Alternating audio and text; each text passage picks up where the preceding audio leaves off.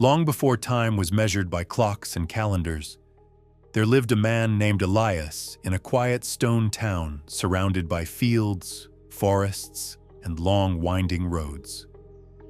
The people of the town did not rush. They measured their days by the sun's position, the sound of footsteps on stone, and the length of shadows at dusk. And Elias believed, more than anyone else, that time was endless. Elias was not careless, nor was he cruel. He worked regularly, spoke politely, and dreamed often. But he carried a belief so common that no one questioned it. There will be time later. He said it gently. He said it confidently. He said it without fear. Elias lived with his aging parents in a modest home near the edge of town. Each morning, his father repaired tools or tended the small garden behind the house. Each evening, his mother sat by the fire, sewing or telling stories Elias had heard since childhood. Sometimes his mother would pause and say, "Sit with me for a moment." Elias would smile, already halfway toward the door. "Later," he said, "there's time." Elias worked as an apprentice to an old bookbinder named Maros. Maros had hands shaped by decades of labor and eyes that had seen more than they revealed. The shop smelled of leather, dust, and ink. Books filled every wall, some finished, others forever incomplete. Maros often spoke slowly, choosing his words with care. "Skill is not learned in haste," he once said, "nor is life." Elias nodded politely, but his thoughts were elsewhere. He enjoyed the idea of mastery. He imagined one day becoming skilled, respected, perhaps even remembered. But whenever Maros offered deeper lessons, Elias answered the same way. "Soon," he said. "There's no hurry." Maros never argued. In the evenings, Elias walked through the town square. He watched merchants pack their stalls before sunset. He watched children chase one another, unaware of anything beyond the moment. He watched older men sit quietly, saying little, as if listening to something Elias could not hear. When asked why he never seemed concerned about the passing day, Elias laughed. "Life is long," he said. "There's time for everything." One autumn afternoon, a traveler arrived.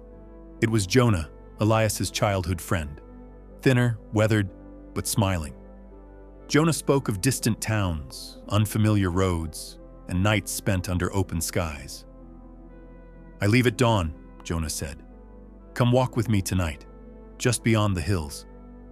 Elias felt a brief pull in his chest. Curiosity, perhaps regret, but he shook it off. "Tomorrow," he said. "We'll talk then." Jonah looked at him for a moment longer than necessary. "Tomorrow is never promised," Jonah replied softly. But Elias only waved and smiled. By sunrise, Jonah was gone. Forever. Elias did not know it yet. The seasons turned. Winter brought cold winds and quieter streets. Spring returned with green fields and false comfort. Elias began to notice small changes. His father rested more often. His mother repeated the same stories, as if afraid they would be forgotten. Maros's hands trembled as he stitched bindings. Still, Elias told himself the same thing. There's time. One evening, as the sun sank low and shadows stretched across the workshop floor, Maros spoke again. "Sit with me," he said. Elias hesitated. He had planned to leave early, but he sat. "Tell me," Maros asked, "how many days do you believe remain for you?" Elias laughed. "Many," he said. "More than I could ever use." Maros nodded slowly. "That is what everyone believes," he said, "until the days begin to leave." Elias did not understand, and he did not ask. A week later, the workshop door remained closed. Elias waited. By nightfall, the truth arrived quietly. Maros had died in his sleep. no warning, no farewell. Elias stood in the empty shop, surrounded by unfinished books and silent shelves. There were lessons left unlearned, words left unsaid, time left unused. While helping clear the workshop, Elias found a small notebook hidden behind the shelves. Inside, written in steady ink, were simple words. Time does not vanish suddenly. It disappears one moment at a time. Elias read the sentence again and again. That night, Elias did not sleep.